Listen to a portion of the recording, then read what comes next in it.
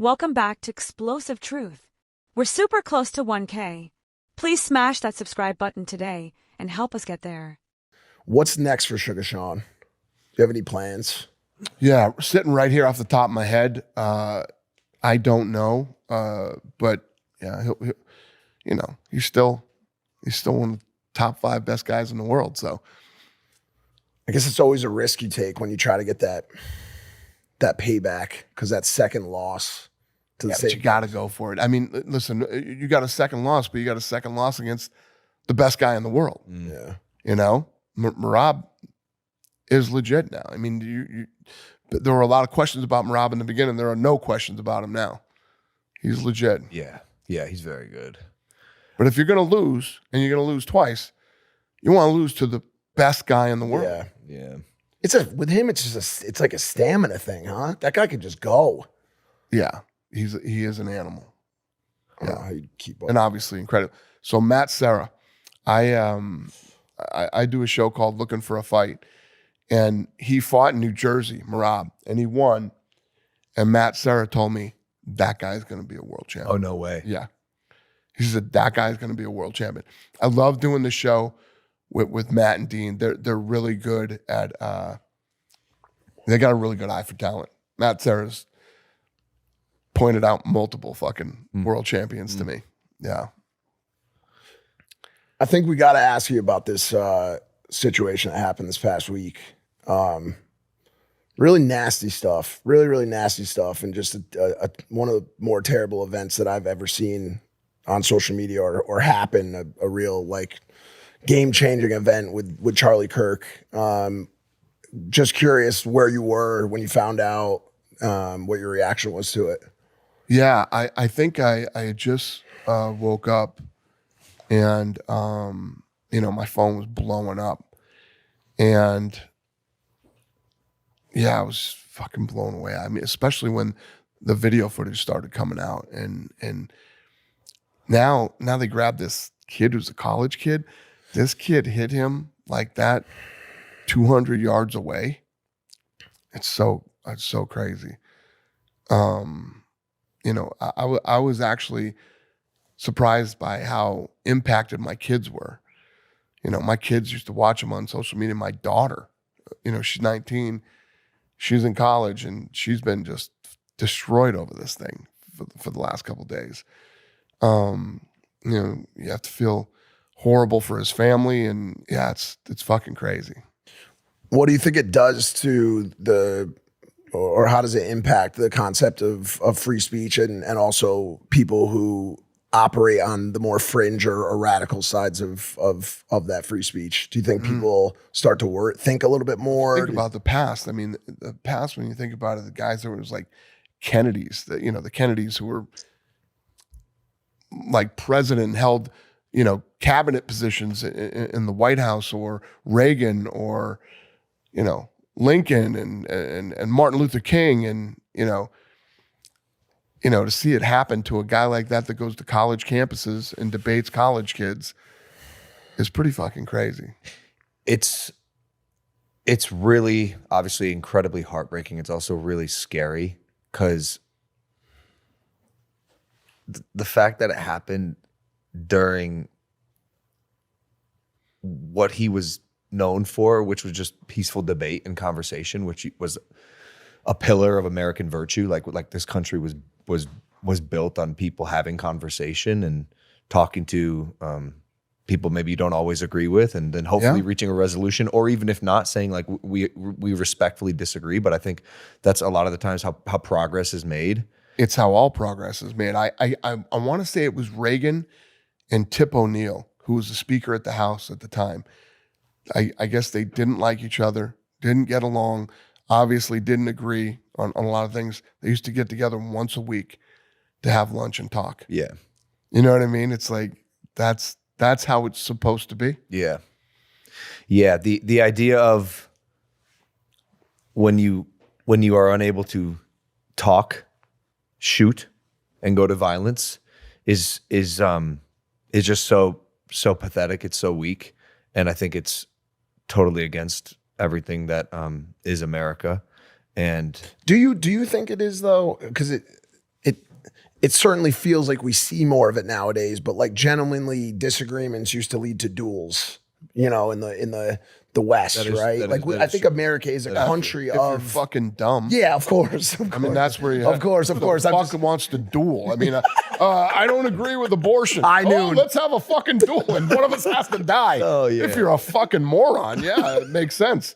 And that's what happens with people who aren't intelligent enough to debate. Yep. You know what I mean? Yep. Because the thing that was great about him is he could sit there and debate. And he'd even say, I saw this clip of him where this guy said, "Don't you think it's unfair that you roll into a college and you're a pundit and you're debating college freshmen?"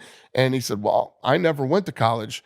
Why don't you go grab 5 professors with PhDs?" And I barely got out of high school. Or he didn't graduate high school. I can't remember what he said, but and he was the type of guy that could debate and never, start to belittle you or make you put you down, or because what happens is when you can't hang in a debate, you know what, you're fucking ugly anyway, or it goes somewhere. Or let's have a duel.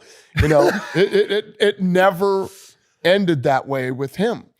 He was smart enough and had enough class that he could debate without dueling, insulting. I really respected how he would constantly put himself in environments where he felt like the outlier. Like he went to that English college or university, Cambridge. Yeah, he did I think he did Jubilee, and so he was really bold in his ability to step into a room and be the person who he said he was, which I really respected. Me too. He was absolutely brilliant. I mean, the guy was absolutely brilliant. I've always said for like the last 10 years that this country is more political than it's ever been. I mean, you have kids talking about this shit. I didn't even know who the governor was when I was fucking 30. You know what I mean? And now you got kids that are 16 arguing over politics. But it's not good. I think it's really bad. I think, everybody's weaponizing politics. You saw it with Trump. Now you see it with Charlie Kirk, and the world lost its mind 7-8 years ago, and everything just started getting fucking crazy. Yeah, dude. How much of that do you think is social media? A lot of it is social media, no doubt about it. I mean, we see things and hear things that, what we knew fucking 25 years ago? What the news told us. Yeah. Right, exactly. Yeah. Like if he fucking told me a story, right? I'd either have to believe him or I'd have to go to the library, look up the Dewey Decimal System and see if there's a fucking book on it that I could read to see if he was right. Right? Yeah. Now you just pick up your phone and fucking chat GPT or, and it's you can find out everything. And most of the information we're fed is wrong. There's stuff on there and it's only going to get worse with AI. You don't know what's real and what's not real. And it seems like people get a lot angrier now than they did in the past about this type of stuff. It's fascinating. Yeah, it does seem like that. I wonder why. I feel like potentially this is just a hypothesis, but maybe because there seems to be maybe more strength in community online, because if there's someone who thinks like you, or there's you like-minded, whether your thoughts are fucking preposterous or not, and by the way, that's even an opinion, you can gather with people who identify the same way you be a part of think something the same way you do, and it's nice to be a part of something. And then obviously, like, your algorithm will target you a certain way, right? Like your algo is all fighting. My algorithm is fucking Pokemon cards. But like you get sucked into this. It's like a self-reaffirming belief system where everyone is just telling you the same thing, and you're only being fed that information. It's called a silo. A silo. So when you get confronted with an opposing viewpoint and you're not exactly equipped to handle it, it may lead to none other than just like, I don't know how to express myself, so I'm angry. Right. And that anger manifests itself in really ugly violence ways. And all, it's true. And you know what? when I was growing up, I'm 56. When I was growing up, they put people in fucking nut houses. Okay? When you were fucking nutty, you went away. And we didn't run into a lot of nutty people, right? I don't know what happened with that system, or I do. Everybody's fucking nuts now. There's not enough nut houses to put all the nuts in. I mean, right. mental health is our biggest problem that we face as a country. Number one, mental illness. And a lot of these people are walking around the streets and yeah, I don't know, man. I don't know what the answer is. What I do know is I live in my own little world over here, and we all got me, my staff, my family. We all got a good thing going. I just live in my own little world. What I believe in, I jump in and do my thing. But yeah, and that was how I felt through COVID. I mean, when we went through COVID, which was one of the nuttiest things of all time, I said, listen, here's my response. The whole world can lose their fucking minds and do what they want to do. I got to figure out how to make sure I don't lay off any of my fucking staff. I got to take care of my family. And that's it. Yeah. And that's the way to be. Like, how much of the stuff that people fight for nowadays are causes that have no impact whatsoever on their life? Like who knows why this here's guy? The other thing. There's ways to do things and there's ways to not do things. You have the ability to protest here in America, right? Of course. The fuck does that accomplish? Show me one protest that's ever accomplished anything. It pisses people off. People can't drive. They can't do this. They can't do that. And it turns people against your cause. I mean, during COVID, the governor that was here during the time, I had my own fucking arena right here, wouldn't let me use it. We'll social distance. We'll do this and that. No, we won't let you do it. Now, what I could have done is I got 500 employees and I got a bunch of fighters. I could have marched up and down the streets of Vegas. We want to fight. Fucking, you know what I mean? What would that have accomplished? Absolutely fucking nothing. Well, it has in the past. There's been some examples in the past. Million Man March, like places. What the Million Man March accomplished? What did they do?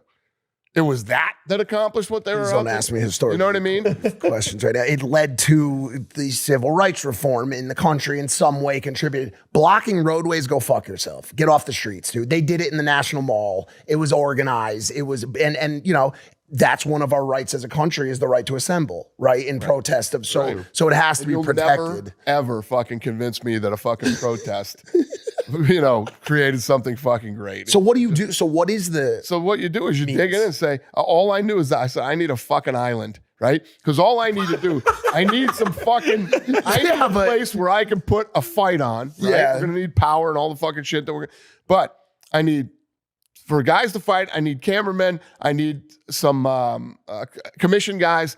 And all I got to do is beam this thing out to the rest of the world. I don't need any fans. I don't need any of that shit. I could have done it right here in my own building. But, the people that were in power at that time, for whatever reason, did what they did. And it never made sense to me. So you're telling me I can go to a fucking restaurant with a mask on, take it off and eat my meal, then put it back on and walk out of the fucking restaurant and everything's okay. But I can't do that over here at the Apex and put on a fight? Yeah. So you didn't get vaccinated? Huh? So you didn't get vaccinated? I did get vaccinated. You did? Oh, yeah. I got vaccinated. I had to. Yeah. I was flying. Travel. Yeah. I had to fly into fucking Abu Dhabi, and you had to be vaccinated to go to Abu Dhabi. You didn't want to just fake it? No. Listen, what I wasn't going to do at that time is go fucking lie. Yeah. Right? So I'm obviously against it. I didn't want to wear a mask or any of that shit. And they were like, well, the whole fake vaccination. If I showed up, I was taking enough fucking heat. Yeah, right? for sure. I was getting black. New York Times was writing about me all the time and all this shit. Now imagine I show up somewhere and they catch me with a fucking fake vaccination card. Yeah, you know what I it's mean? not good. Yeah.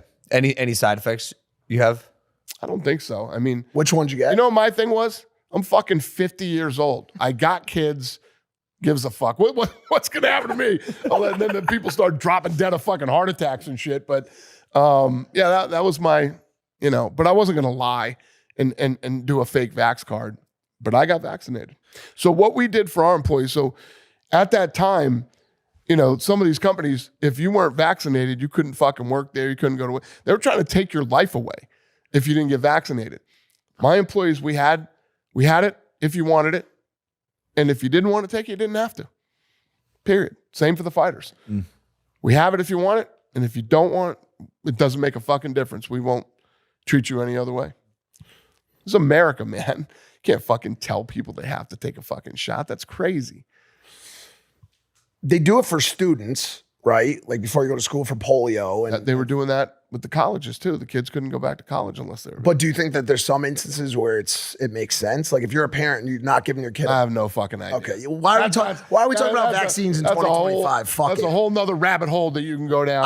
I asked you the last time you were on the show, we were talking about divide in America, and I asked you what steps you thought we could take to begin to unite people, and I guess you already touched on it, but which is having more conversation. Do you feel like we're more or less divided than we were when you came on last 3 years ago? Well, up until fucking 3 days ago, I just said yes. I feel like we're less divided, and now this thing with him, you know, it's blown everybody up, and everybody's fighting, you know, on both sides. I just saw the picture of the kid that they think is the shooter. Yeah. And what do you think about it? What do you think about that? It's fucking weird. You're gonna tell me that fucking kid that was in college hit him from 2 football fields away? So according to experts, because I've been reading all the tacticals on it, it's not an incredibly tough shot with that rifle from 200 yards. It's a shot that anybody with decent rifle skills could hit and not miss by 4 inches in either direction. So that part of it doesn't like fit the whole any kind of like conspiracy thing. But man, again, it's just Gary, so a kid can go into fucking a college campus, set himself up on a roof with a gun. That's the problem for me. That so continues crazy. to be the problem for me because Charlie Kirk was being murdered. At the same exact time, a school is being shot up in Colorado. What do we have to do? We did it with airports. I'm sure after 9/11, people were like, what do you mean secure every airport in the country with high technology and TSA agents and screeners and detectors? Why the fuck can't we do it for school campuses? I just don't get it. Yep. Like, why can't we protect the most important people of this country, which are our children? Thank you for watching this segment of Explosive Truth. Please don't go without smashing that subscribe button.